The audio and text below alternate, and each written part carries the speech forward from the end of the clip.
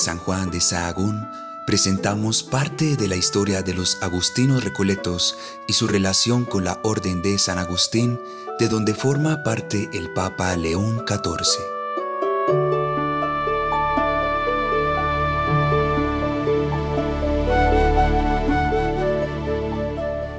Cuando el 8 de mayo se dio el nombramiento del Papa León XIV y dijeron que era un Papa agustino, es normal que se presenten algunas confusiones porque no se conoce la historia y la configuración de lo que se llama la familia carismática agustiniana, que comenzó su andadura en la historia de la Iglesia hacia el año 388, siglo IV, cuando San Agustín, después de regresar de su estadía en Italia a África, fundó el primer monasterio en Tagaste.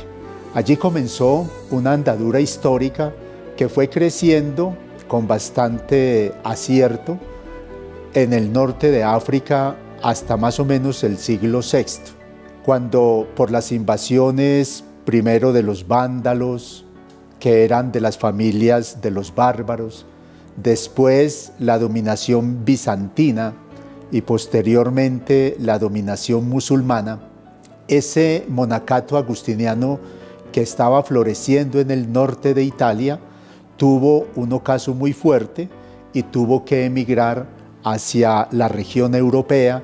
Pero allí en Italia sucedió algo muy particular porque en el siglo VI tuvo mucha fuerza la figura de Benito de Nursia. Debido a eso, se presentó una situación muy particular que hizo que el monacato tuviera más una impronta benedictina que una impronta agustiniana. Pero hacia el siglo IX, cuando apareció Carlomagno y todo lo que se llamaba la renovación o el renacimiento carolingio, nuevamente San Agustín volvió a tomar fuerza cuando se tomaron decisiones que la regla monástica de San Agustín se le comenzó a imponer a los sacerdotes que en aquel entonces vivían alrededor de esas parroquias rurales que existían en la época feudal o parroquias pievanas. Entonces esos señores vivían en una casa que se llamaba la canonjía y esa casa generalmente a los residentes les decían los canónigos. Por lo tanto, la regla de San Agustín comenzó a adquirir una orientación fundamentalmente clerical porque era para los sacerdotes que vivían en esa dinámica sacerdotal propia de lo que se llama la primera o alta Edad Media. Andando el tiempo, eso se fue difuminando y en el centro de Italia comenzaron a tomar fuerza una serie de grupos que se llamaban ermitaños.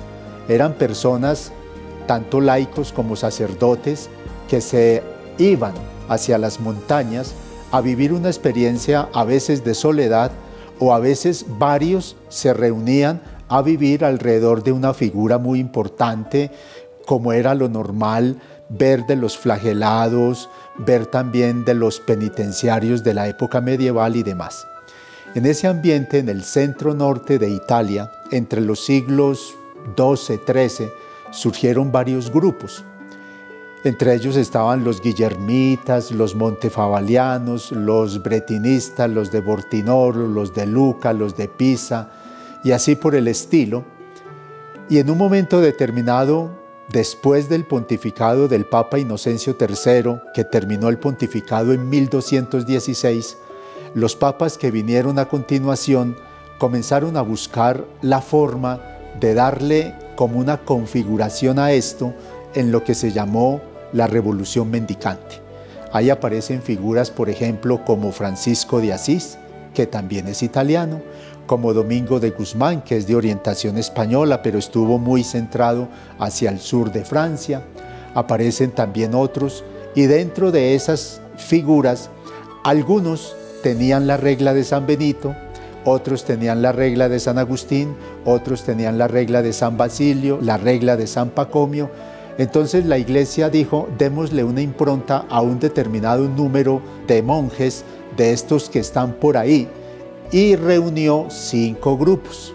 Estos 5 grupos en el año 1256 originaron lo que se conoce con el nombre de la Orden de San Agustín, que en aquel entonces se llamaba Orden de Ermitaños de San Agustín. 5 grupos, los de Toscana, los de Malaval, los Guillermitas, los de Bertinoro y así por el estilo. Entonces estos 5 grupos fueron muy interesantes porque originaron lo que se llama la Orden de San Agustín. Se siguió andando y en el siglo XVI un monje agustino de nombre Martín Lutero armó como una fiesta de división dentro de la iglesia debido a unas situaciones particulares que habían. Esa situación afectó profundamente a la iglesia, que la dividió entre católicos y no católicos. Y además de eso, afectó mucho a la orden agustiniana.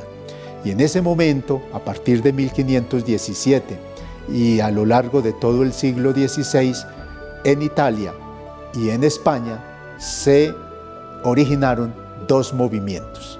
Técnicamente, así a lo largo de la historia hayan aparecido muchas palabras, porque a veces se confunden que ermitaños, que recoletos, que descalzos, que una cantidad de cosas. Pero para que me entiendan bien, estos 2 movimientos paralelos, el que surgió en Italia y el que surgió en España dentro de la Orden de San Agustín, tienen nombres concretos y todavía existen. Está, para la parte española, se les comenzó a llamar los Recoletos de San Agustín, y los de la parte italiana se les comenzó a llamar Descalzos de San Agustín. Total, que en el siglo XVI ya aparecen 3 familias agustinianas: los agustinos, los recoletos y los descalzos. En el siglo XIX, un sacerdote francés, Emmanuel d'Alzon, muy devoto de San Agustín, tomó la decisión de crear una comunidad religiosa bajo la advocación de San Agustín y les puso el nombre de Agustinos de la Asunción, para juntar la experiencia agustiniana con la experiencia mariana. Y ahí aparece la 4ª familia agustiniana: la Orden Agustiniana, la Orden de Agustinos Recoletos, la Orden de Agustinos Descalzos y la Orden de Agustinos Asuncionistas. Entonces, los agustinos recoletos hacen parte de la familia agustiniana, y esta rama, que es lo que llamamos la Orden de Agustinos Recoletos, comenzó su andadura en diciembre de 1588, originalmente en España. Pero más o menos unos 8, 9 años después, en Colombia, que era parte de España en aquel entonces, surgió lo que se llama la Recolección Americana, con un grupo de ermitaños en lo que hoy se conoce con el nombre de Convento El Desierto de la Candelaria, en Ráquira, Boyacá. Y desde allí, con el tiempo, se unieron a los recoletos españoles y comenzamos a caminar. En ese entonces, también desde España, mandaron a Filipinas, que era parte también de España por aquello del imperio colonial español, y a Filipinas llegaron los recoletos en 1605. Y desde el siglo XVII hasta el siglo XX prácticamente estuvimos en esos 3 países: Filipinas, Colombia y España.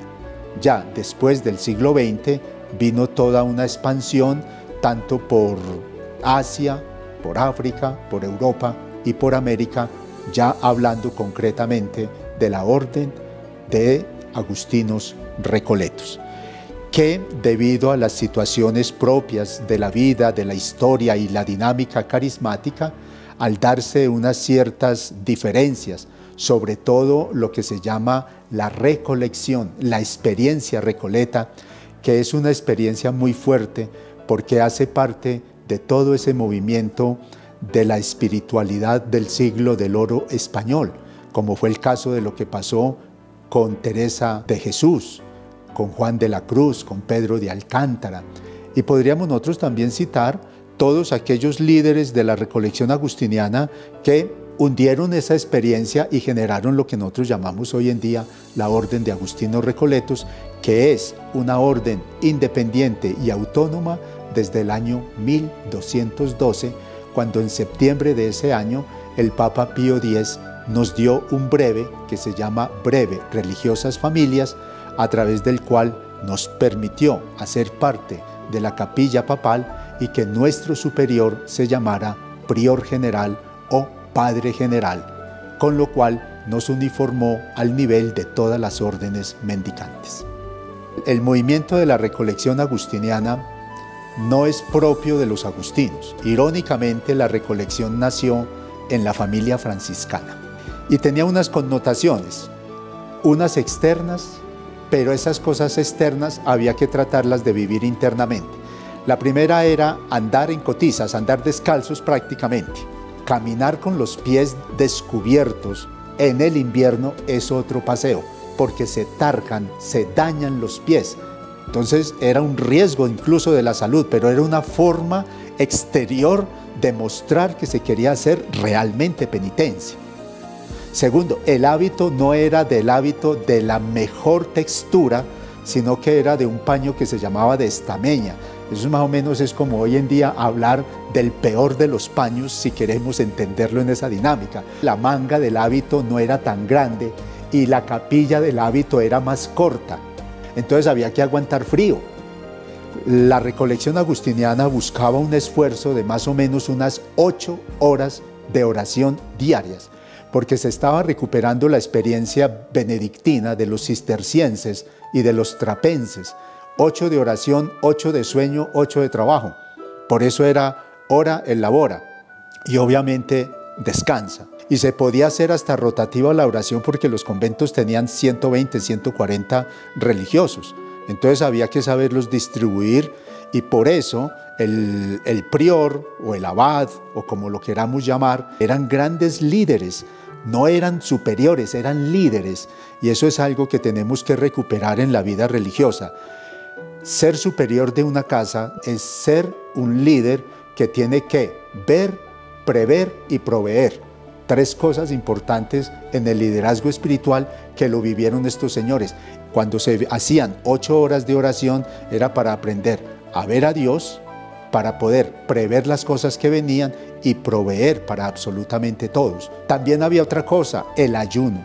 El ayuno era cerca de 150 días al año, o sea, prácticamente la mitad del año.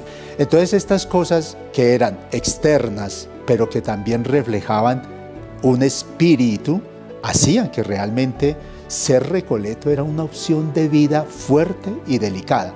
Por eso, en la regla de vida, la forma de vivir original, hablaba que la recolección agustiniana era un más.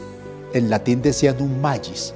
Y cuando uno lee la famosa Acta 5 del capítulo de Toledo, es claro, porque hay entre nosotros, o pueden haber algunos tan amantes, ahí está el magis, tan amantes de la perfección, que no podemos ponerle obstáculos al Espíritu Santo y se determina que aparezcan 3 o más casas para estas personas.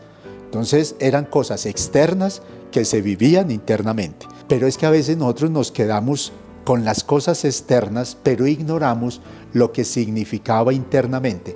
Yo hablo mucho de un colombianito, y perdónenme el diminutivo, porque fue un tipo que tuvo que vivir una experiencia muy dura para poder ser sacerdote.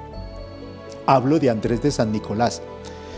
Este señor, como decimos nosotros en el argot popular de la iglesia, no era hijo legítimo, no se conocía al Papa. Y había un problema delicado. Antiguamente, para poder ser ordenado sacerdote, tenía que ser hijo de matrimonio, es decir, hijo legítimo.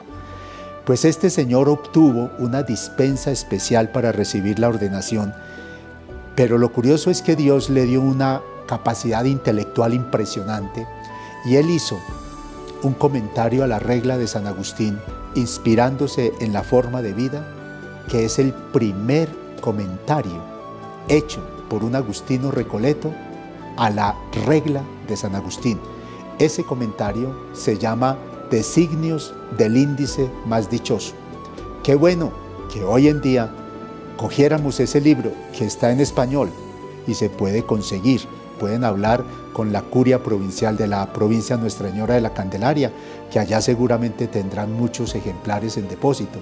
Pero es bueno para que conozcamos realmente cómo la experiencia recoleta sí nos muestra unas diferencias muy grandes con la experiencia agustiniana.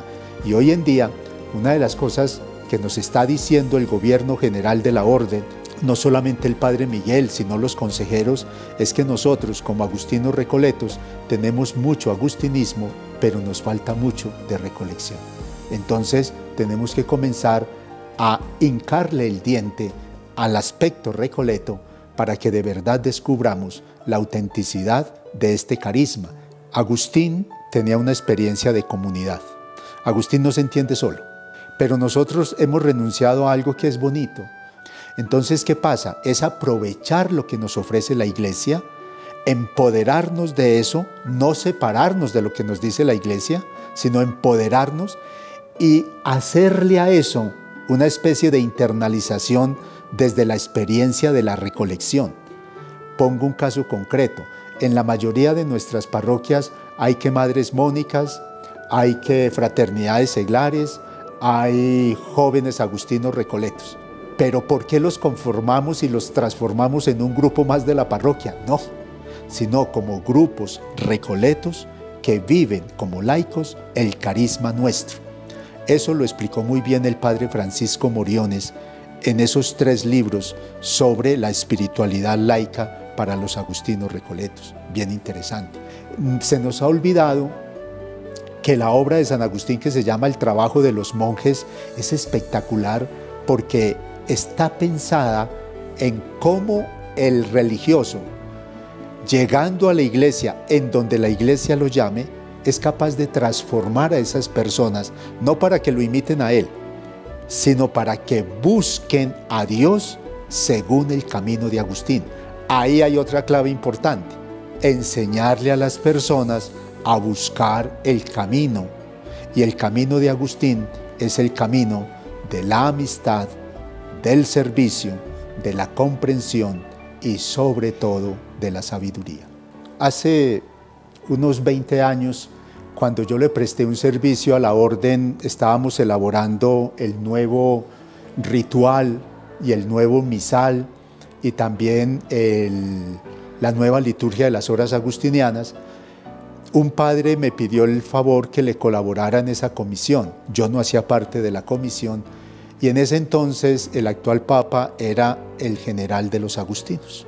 Entonces nos decía que una de las cosas interesantes era respetar lo que nosotros estábamos viviendo hoy en día cuando 3 comunidades, porque nos juntamos los agustinos, los recoletos y los descalzos para presentar como una sola familia, pero conservando la identidad particular de cada una de las órdenes, los mismos textos a la Sagrada Congregación.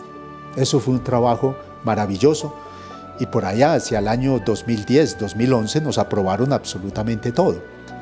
Pero lo interesante es que este Papa decía que cada uno de nosotros debía seguir su propio camino, que si eso era voluntad del Espíritu Santo, no podíamos nosotros como hombres oponernos a eso, que si ya de pronto, debido a las reducciones de números, que eso sí es una preocupación, y junto a la reducción de los números, al envejecimiento de las comunidades religiosas, se podría pensar en acuerdos intercongregacionales, eso era otro cuento, pero que ya fuera decisión de cada una de las comunidades.